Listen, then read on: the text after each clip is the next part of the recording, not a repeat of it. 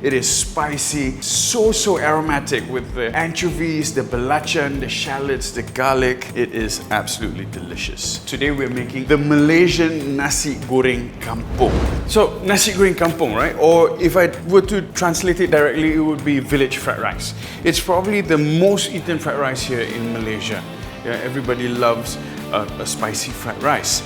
First off, what we need to do to get this Nasi Goreng Kampung going is, here I have anchovies, which is so important in this dish. Without anchovies, you cannot make this dish. Okay, we're gonna give this a slight rinse.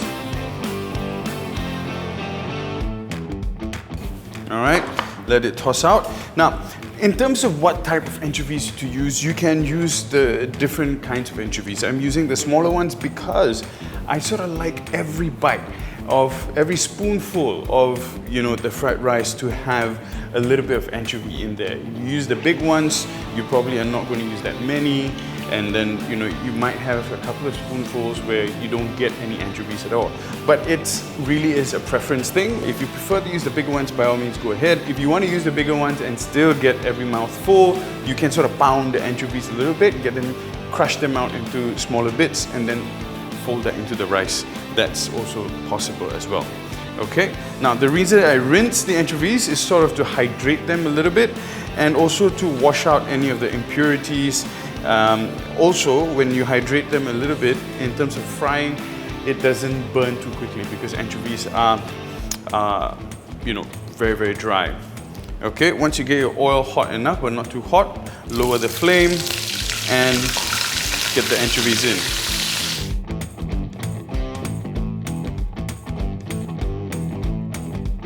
Alright, so now while we're waiting for the anchovies, here I have some chicken breasts that we'll cut up into dices. I am making a fried rice portion of 2 cups of uncooked rice, so this will serve a good maybe 4 people. Okay, here we have about 180 grams of chicken breasts.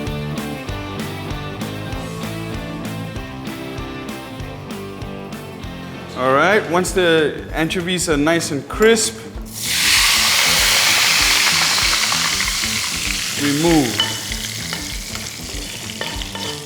I'm saving the oil because we are going to be using the same oil to make the fried rice. Toss them out. All right, so traditionally, the vegetable used in a Nasi Goreng Kampung is Kangkung.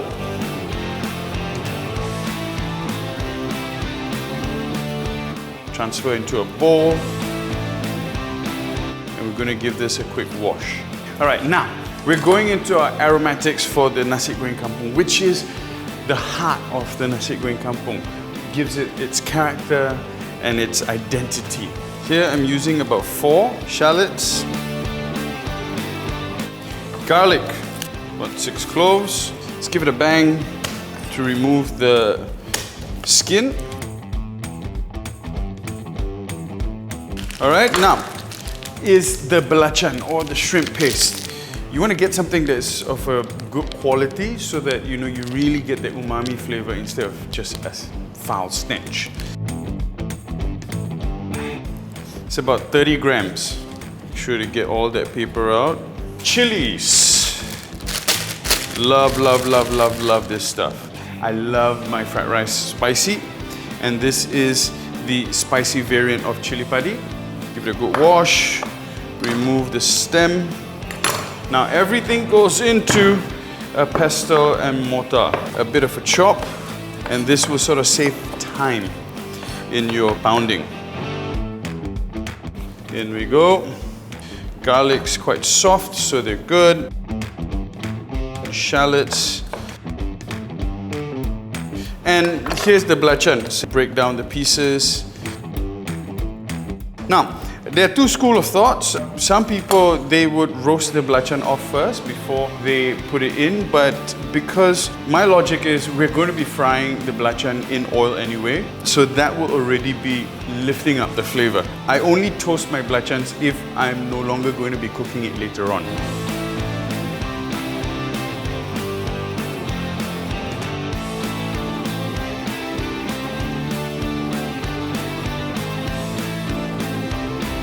Now we've got all our components ready. We've got our chicken done, we've got a vegetable cut, our anchovies fried, and we've got our paste that's already nice and combined. Now let's talk about the rice. The rice that's been sitting in the fridge, okay? Now the reason it's in a tray is because I had just cooked this rice in the afternoon earlier on. You know how typically people say that, you know, the general rule is that you make fried rice only with overnight rice, which is true. Rice gets dried out in the fridge and you know, you have this beautiful, perfect fried rice. Now, before I begin, I'd like to say that, give credit to where credit is due, that this is a recipe from my wife. This is my wife's fried rice recipe. We've here got the oil that we've used to fry the anchovies. Get that going. We will fry this rice in 2 batches. The thing about making fried rice is you cannot make too much at once. You don't get nice fried rice that way. Yeah, that's why in the restaurants when they make fried rice, they don't make a bunch of 10 plates in a go. Yeah, they do it at most 2 or 3 plates in a go, so that way, you know, the fried rice gets that charring effect. If you crowd the pan with too much of rice, you're just gonna get like a tossed rice, which is not gonna be very, very fragrant. Okay, saute down your belacan, get that nice and aromatic. Chicken goes in.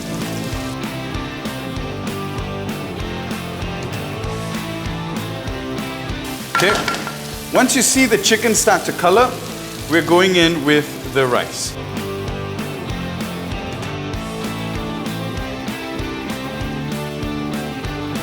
This will allow us to get a more even cooking of the rice. Use the back of your wooden spoon, just separate the rice.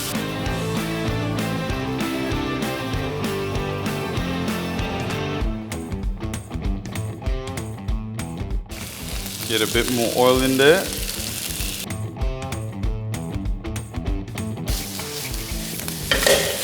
Okay, vegetable in.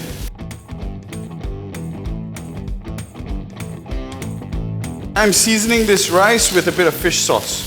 Not too much because the belacan is already very salty and you don't want to over season your fried rice.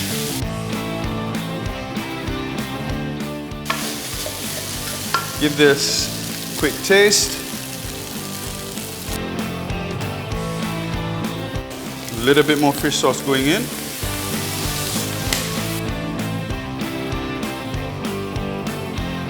Turn off the heat. Anchovies goes in.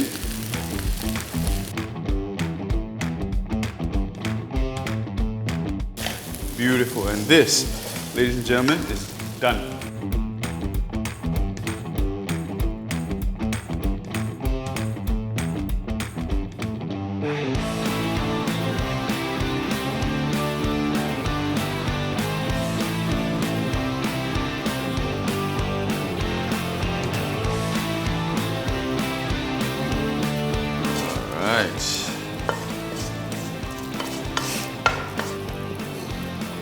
Smell. Good Lord. It is truly addictive. And to some, this is like a kryptonite.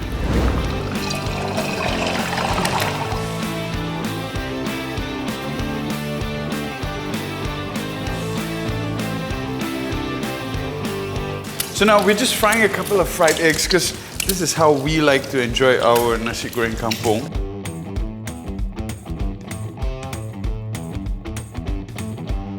Alright, a little bit of cucumber. So typically fried rice in Malaysia is always served with some cucumber, tomatoes on the side. So that's what we'll go with.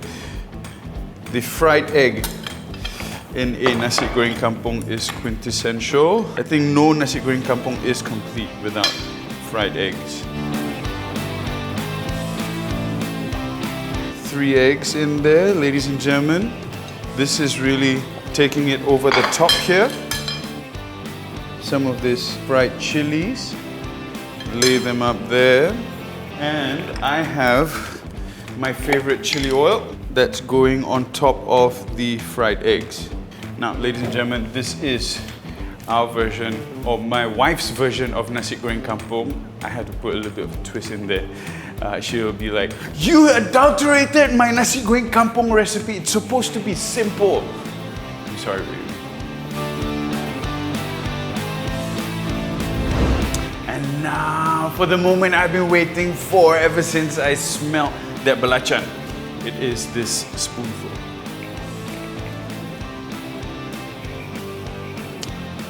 The rice, the crunch from the ikan bilis, the anchovies, and also the kangkung or the water spinach gives you that nice crunch on the stem as well. This is, for me, comfort food at its best.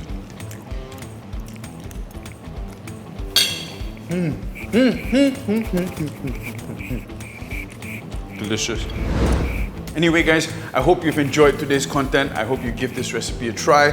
I know that every family has their own version of a Nasi Goreng Kampung, and this is honestly, of the many that I've tried, I like this recipe the best. And I have to give credit to my wife, Alicia Han, baby. Thank you so much for sharing this recipe with me. It's so simple. And the thing I love about it being so simple is that every ingredient's flavor is very pronounced and it's very present. Let me know what you think of it. Give me your feedbacks. And I hope this content has added value to you in terms of how to make good fried rice. Yeah, we've covered a couple of tips today. Using cold rice that's been kept in the fridge at least for a couple of hours. If you're going to make a big bowl like this that feeds about 4 people, you want to make sure you split it into 2 batches. Never do all of it together in the same wok because you're never going to get that nice charring effect. Okay, thank you very much, ladies and gentlemen. I'll see you guys next week. Ciao. Love y'all.